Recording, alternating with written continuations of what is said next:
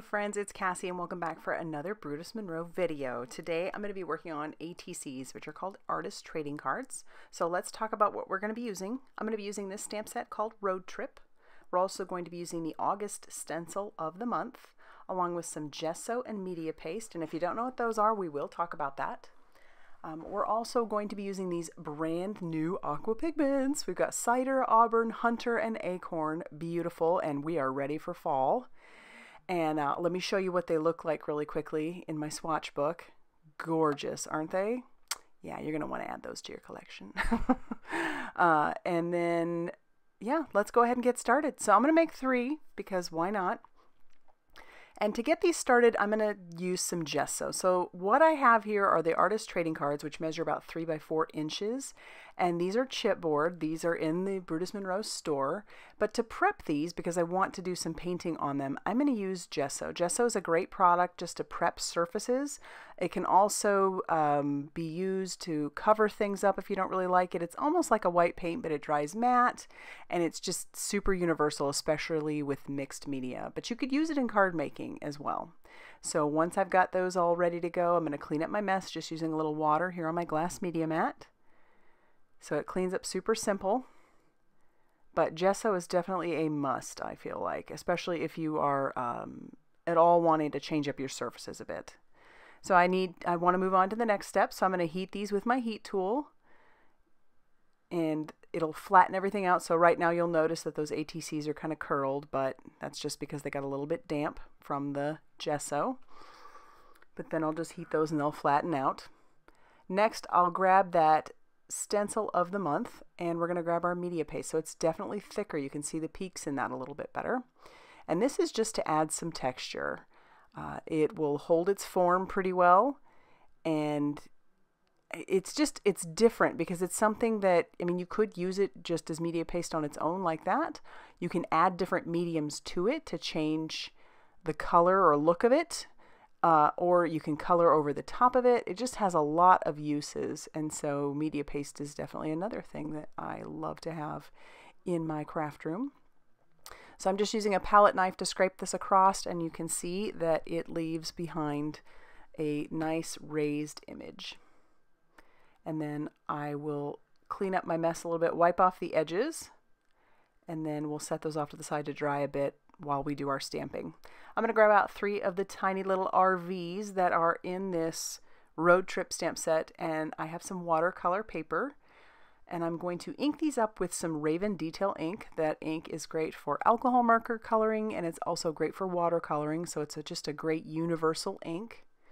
So we'll just ink those babies up, and then we'll stamp it down. But because I'm doing this on a textured side of my watercolor paper, I'm going to stamp it a couple times just to make sure that I get a good stamped impression.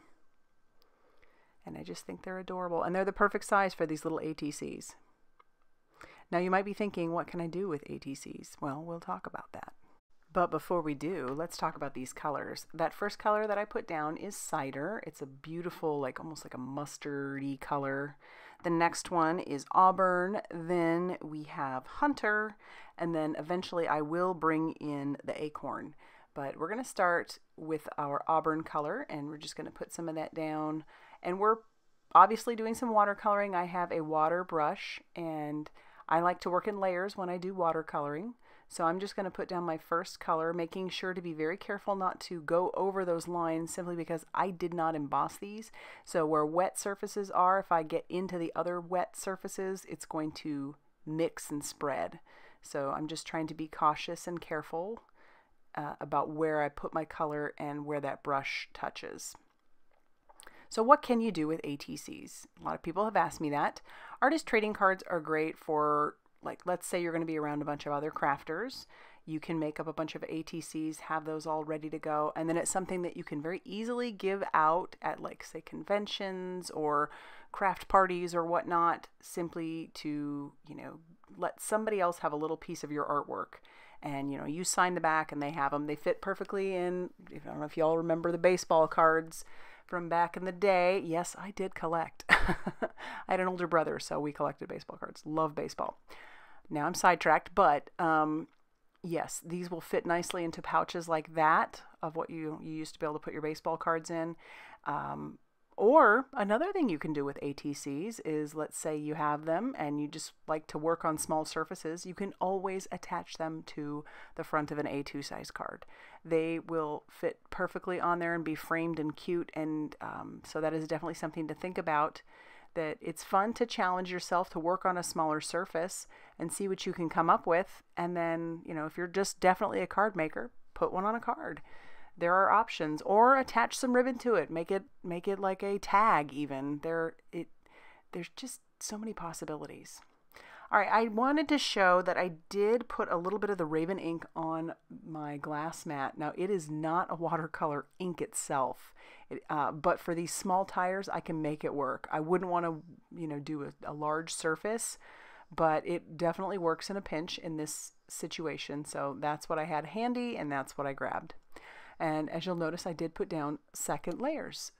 So as things dry, I will go back and work on them. And while I'm waiting for them to dry, I will go and work on other areas. So you'll notice there are some fairly harsh lines with my second layers, and I actually like the way that looks, so we are keeping it. And then I'm just going to fill in all the details using this very fine detailed water brush that I have. And I don't know that you'd see any campers that look like this on the market, but yeah, we've been doing, as if you follow me at all, you know that my family likes to do some camping, and so we definitely have a good time with that. All right, now I want to do some watercoloring on these panels now that they are dry. So I'm going to pull out some more of that cider, and I am going to start painting right over the top of where I put that media paste.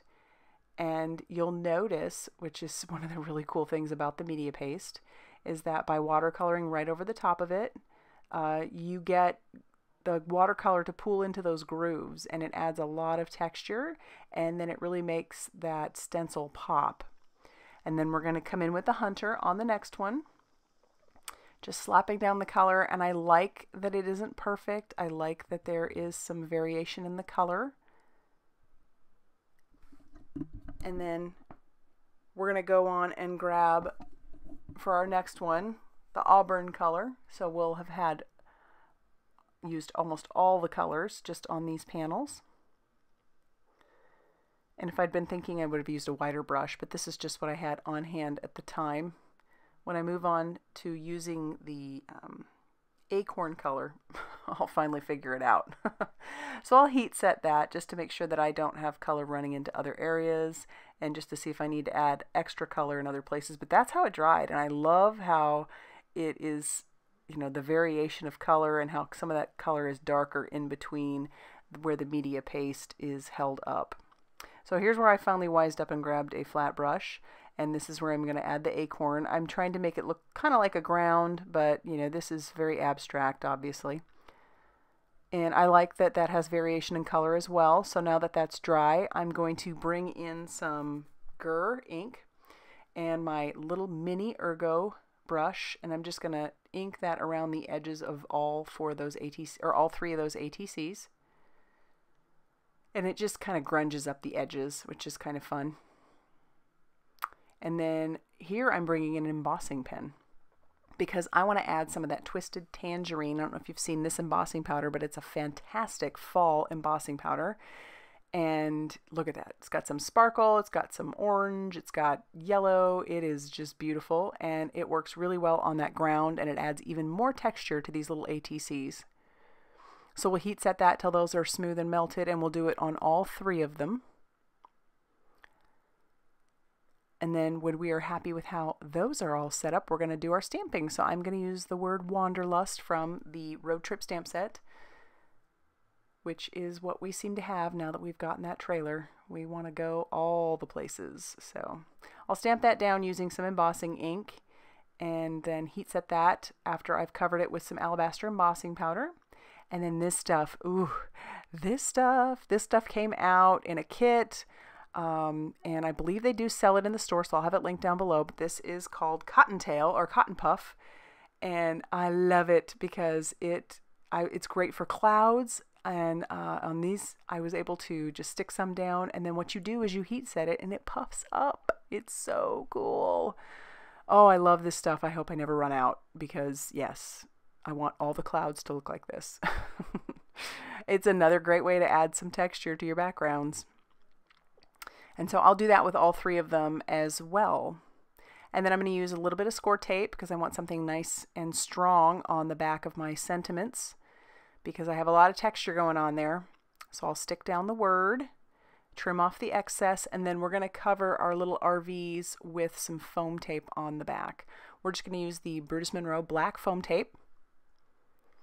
Just a few pieces of that just to make sure that it's good and covered. And then I'm going to use the pick, what do you call that thing? Now, paper piercer.